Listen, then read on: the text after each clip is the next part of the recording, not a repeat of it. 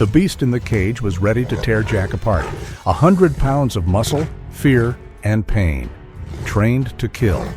Any man would have reached for his gun. But Jack did not. He looked into those amber eyes and whispered a single word in German. The dog froze. In that moment, Jack knew the truth. This was not a monster. It was a soldier, just like him. Now, trapped in a blizzard as armed men close in on the cabin, two broken warriors must make their final stand. Will they survive the night together? A deafening crash shattered the silence of the Bitterroot Valley, echoing off the canyon walls like artillery fire. Inside his cabin, Jack Vance didn't flinch, but his eyes instantly sharpened. It was the distinct sound of heavy metal striking rock, followed by the dull roar of a vehicle tumbling into the ravine. Jack moved with the efficiency of a man who had spent decades in uniform. He grabbed his heavy, dark brown canvas work jacket and threw it over his faded red flannel shirt. He ignored the biting cold that seeped through the log walls, his weathered hands steady as he checked the flashlight. He caught a glimpse of himself in the dark window reflection, messy salt and pepper hair and days of gray stubble that hid a face hardened by solitude. He looked every bit the hermit the town thought he was, but his movements betrayed the Marine still alive inside. He pushed out into the blizzard. The wind screamed, blinding him with white powder, but he pushed toward his woodshed where he heard a low, menacing sound. The heavy timber door had been smashed inward. Jack raised his light. Two burning amber eyes stared back from the darkness. It was a German shepherd, but massive. A silver and gray shadow crouched atop the firewood pile. The animal was bleeding, shivering violently, yet it held its ground with a terrifying, silent focus. This was not a stray dog begging for food. This was a soldier digging in for a last stand. Jack saw the dog's muscles bunch, preparing to launch. He didn't reach for the shotgun on his back. Instead, he grabbed a length of PVC pipe and a rope from his workbench. "Easy, soldier." Jack's voice was a low rumble against the wind. He moved with deliberate slowness. He had to capture this beast, not fight it. If he didn't get it inside the cabin in the next 5 minutes, the storm would kill them both. The metallic clang of the latch echoed in the small cabin. Jack had managed to secure the animal inside a reinforced steel crate near the wood stove. The warmth of the room was already melting the ice from the dog's coat, revealing a magnificent silver sable fur stained with dark blood. Jack knelt, keeping his distance. The dog, Titan, was a coiled spring of violence. He slammed his 100-pound frame against the bars, teeth snapping with a speed that blurred in the lantern light. He was terrified, defensive, and ready to kill anything that moved. Through the bars, Jack saw it. Buried deep in the thick fur of the dog's neck was a heavy leather collar fitted with a bulky electronic box that hummed faintly. Beneath it, the skin was raw and scarred from repeated electrical burns. Jack's stomach tightened.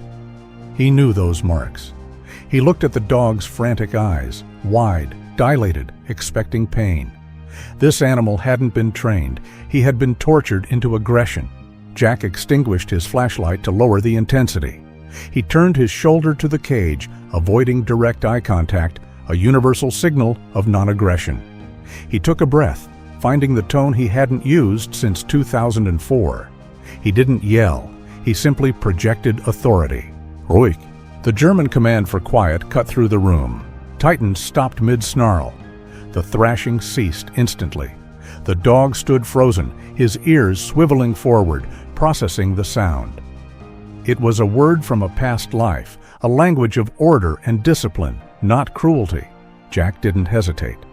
He locked eyes with the confused animal and delivered the second command, his voice drop-dead serious. Platz. Down! The reaction was visceral. Muscle memory took over. The savage beast vanished and a disciplined K9 appeared. Titan's hindquarters dropped and he lowered his chest to the floorboards, exhaling a long, shaky breath. He looked up at Jack, not as a captor, but as a handler. Jack sat back against the wall, running a hand over his tired face. "We speak the same language, don't we?" Jack whispered. The blizzard continued to batter the cabin walls, but inside, the atmosphere had shifted from hostile to cautious. Jack sat cross-legged on the floorboards, the steel crate door standing open. Titan did not rush out. He remained in the plot's position, his amber eyes tracking Jack's every movement, waiting for the next command. Jack moved with slow, deliberate purpose. He reached into his first aid kit and pulled out a bottle of saline solution and a clean bandage. He approached the dog, keeping his body language neutral. "Hold still, partner," Jack whispered. He reached for Titan's injured hind leg. The dog's muscles rippled, flinching in anticipation of pain, but he did not snap. The discipline from his past life held firm. Jack cleaned the gash, his rough hands surprisingly gentle as he washed away the dried blood and road grit. Titan let out a low, shuddering breath, the tension slowly draining from his massive frame. Once the leg was dressed, Jack turned his attention to the neck.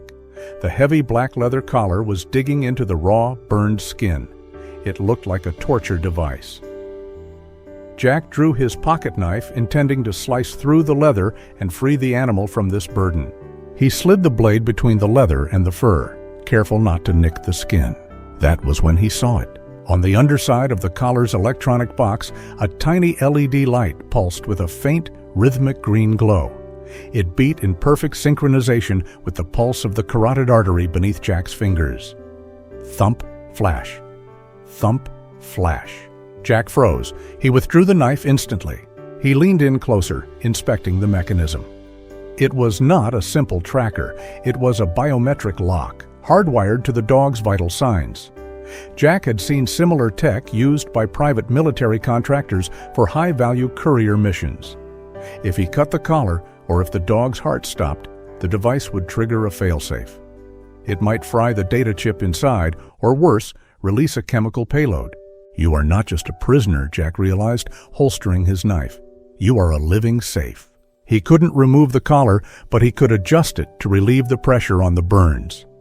He loosened the buckle one notch. Titan shook his massive head, the metal tags jingling softly, relieved by the extra space. Jack stood up and walked to the pantry. He returned with a strip of dried beef jerky. Instead of tossing it to the dog like a scrap, Jack tore the strip in half. He ate the first piece himself, chewing slowly, letting Titan watch. It was an old handler's trick. "I eat first. It is safe. We are a pack." He offered the second half on his flat palm. Titan hesitated. He sniffed the air, then stretched his neck forward. He took the meat with extreme delicacy, careful not to let his teeth graze Jack's skin. As he chewed, he leaned forward and gave Jack's hand a single, rough lick. It was a small gesture, but in the silence of the cabin, it spoke volumes. The truce was sealed. By midnight, the blizzard had transformed from a storm into a siege. The temperature inside the cabin plummeted as the wind found every microscopic crack in the logs. Suddenly, the solitary light bulb hanging from the ceiling flickered once, twice, and then plunged the room into absolute darkness. Outside, the steady thrum of the generator sputtered and died, leaving only the terrifying scream of the wind. Jack cursed under his breath. The intake vent had likely iced over. Without power, the electric blower on the wood stove would stop, and the cabin would become a freezer within hours. He grabbed his heavy flashlight and wrapped a wool scarf around his face. Titan, now resting on the rug with his leash unclipped, lifted his head. The silver dog watched Jack with intense, calculating eyes. "Stay," Jack commanded, pointing to the floor. "Blibe." He pushed the heavy oak door open. The wind hit him like a physical blow, nearly knocking him off his feet. He stepped out into the white void, fighting to close the door behind him. The world had vanished. There was no sky, no ground, only a swirling vortex of white, violently illuminated by his flashlight beam. Jack moved by memory toward the generator shed, keeping one hand on the rough exterior wall of the cabin. But the ice was treacherous. 3 steps from the corner, his boot found a patch of slick black ice. Jack's feet went out from under him. He hit the ground hard, the air driven from his lungs. The flashlight spun away, sliding into a deep drift, its beam buried in the snow. Jack scrambled to his knees, disoriented. The wind roared in his ears, drowning out his own thoughts. He turned to where he thought the wall was, but his hand met only empty air. panic, cold and sharp, spiked in his chest. He was mere feet from the cabin, yet he was completely lost. To his left lay the steep drop-off into the canyon. One wrong step in this blindness meant death. He tried to stand, but the gale-force wind shoved him sideways, dangerously close to the edge. Suddenly, a warm, massive weight slammed into his side. Jack gasped. A heavy coat of fur pressed against his leg. He reached down and felt the thick, strong neck of the German Shepherd. Titan had not stayed. He had followed. The dog did not run off into the night. Instead, Titan leaned his entire body weight against Jack's legs, bracing him against the wind. The dog barked once, a deep, resonant sound that cut through the gale. Titan grabbed the sleeve of Jack's heavy canvas jacket and tugged hard to the right. Jack understood. He surrendered to the animal's instinct. He let Titan guide him. Blinded by the snow, Jack held on to the dog's fur, taking step after heavy step. Within seconds, his hand brushed against the rough logs of the cabin wall. Titan had led him straight to the door. They stumbled inside together, collapsing onto the floor as Jack kicked the door shut against the storm. The silence of the cabin returned. Jack lay there in the dark, shivering, his hand still gripping the dog's wet fur. The generator was dead.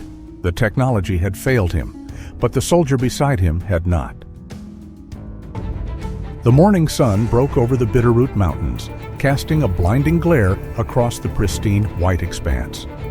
The blizzard had finally exhausted itself, leaving the world buried in silence. But for Jack Vance, the silence was more dangerous than the storm. He stood by the window, peering through a small gap in the boarded-up frame. 3 figures were moving tactically across the snow line about 50 yards out. They were not dressed like common burglars. They wore white winter camouflage and carried military-grade rifles. They moved with the precision of a wolf pack closing in on wounded prey. Beside him, Titan was trembling. The silver German Shepherd had sensed the danger long before Jack saw it. The dog's tail was tucked low, and his ears were pinned back against his skull. The sight of armed men and the metallic click of a rifle bolt chambering around outside triggered a deep, traumatic memory in the animal. He wasn't growling, he was cowering. Jack placed a steady hand on the dog's head. He felt the rapid, terrified thumping of Titan's heart. "Here," Jack whispered, "here." He didn't order the dog to guard. He didn't order him to attack. Jack refused to treat him as a weapon. He would protect Titan, not the other way around. Suddenly, the sharp sound of shattering glass erupted from the kitchen. A metal canister skittered across the wooden floorboards, hissing violently. Within seconds, a thick, acrid white smoke began to fill the small cabin. Tear gas. They wanted them alive. Or at least, they wanted the dog alive. Jack grabbed his shotgun, but the smoke hit him instantly, burning his eyes and throat like acid. He fell to his knees, coughing uncontrollably. The room spun. He reached out blindly for Titan, his fingers brushing against the dog's fur. Titan was pressing himself into the corner, whining softly, paralyzed by the chaos. The front door burst open with a heavy thud. A tall figure stepped through the swirling gray fog. The intruder wore a black gas mask that obscured his face, making him look like a monster from a nightmare. He didn't look at Jack. His weapon was trained steadily on the dog in the corner. The intruder's voice was muffled and metallic behind the mask. "Step away from the animal, old man." Jack struggled to raise his shotgun, but a heavy boot slammed into his chest, pinning him to the floor. The intruder leaned down, the barrel of his rifle pressing hard against Jack's forehead. "I need the dog breathing," the man hissed. "But you are expendable." Jack looked past the barrel of the gun towards the corner. Titan was shaking, his amber eyes wide with fear, staring at Jack. The dog was waiting, not for a miracle, but for a choice. Time seemed to suspend in the haze of white smoke. The cold steel of the rifle barrel pressed into Jack Vance's temple, anchoring him to the floor. The intruder loomed above, a faceless executioner waiting for a reason to pull the trigger. Jack turned his head slightly, his eyes finding Titan in the corner. The German Shepherd was no longer trembling. The paralyzing fear from moments ago had vanished, replaced by a singular, razor-sharp intensity. Titan's body was lowered, muscles coiled like steel cables under his silver fur. he was not looking at the gun. He was looking at Jack, waiting for permission. In that split second, Jack realized the truth. He could surrender and let them take the dog to save his own life, or he could trust his partner. He could give Titan the one thing he had been denied for years: a choice. Jack looked straight into the dog's amber eyes and gave a barely perceptible nod. He whispered the command, soft as a breath. Pucking. Titan launched himself through the smoke. He moved not with the chaotic fury of a wild animal, but with the terrifying precision of a guided missile. He closed the distance in a single bound. A shout of shock erupted from behind the gas mask as Titan's jaws clamped onto the intruder's right forearm. The bite was calculated and crushing. The rifle clattered to the floorboards. Titan did not thrash or tear. He drove his body weight forward, slamming the man into the wall and then dragging him down to the ground. The dog held the man pinned, his teeth locked on the sleeve, a low, rumbling growl vibrating in his chest to warn the intruder against movement. Jack scrambled up, kicking the rifle away and grabbing his shotgun. He kept it trained on the man on the floor. "Stay down," Jack rasped, coughing the smoke from his lungs. "Good boy, Titan. Hold him." The silence that followed was broken only by the wail of sirens cutting through the mountain air. Hours later, the cabin was quiet again. The police had come and gone, taking the intruders and the chaotic evidence of the siege with them. A technician had carefully deactivated and removed the heavy leather collar from Titan's neck, sealing it in an evidence bag. Jack sat on the edge of his porch, watching the last of the police cruisers disappear down the snowy track. The storm had broken, leaving the sky a brilliant, piercing blue. Titan sat beside him, naked without his collar. The fur around his neck was matted and flat, marking where the device had been. He looked at Jack, his head tilted, waiting for the next instruction. Jack reached into his pocket and pulled out a simple length of soft climbing rope. He tied it gently around Titan's neck, loose and comfortable. It was not a restraint. It was a promise. Jack rested his hand on the dog's broad head, scratching behind the ears. "No more orders tonight, buddy," Jack whispered, his voice thick with emotion. "Just sleep." Titan let out a long, heavy sigh. He lowered his massive head and rested it squarely on Jack's knee, closing his eyes as the morning sun warmed his face. True loyalty is not written in orders, but in the choice to stand together when the world goes dark. Jack and Titan remind us that even the most broken weapons can still save lives if they are given a chance to heal. If you believe in second chances for our four-legged heroes, please leave a like and share this story with a friend who understands that bond. Consider subscribing to join our brotherhood and click the video on your screen now to continue the watch with us.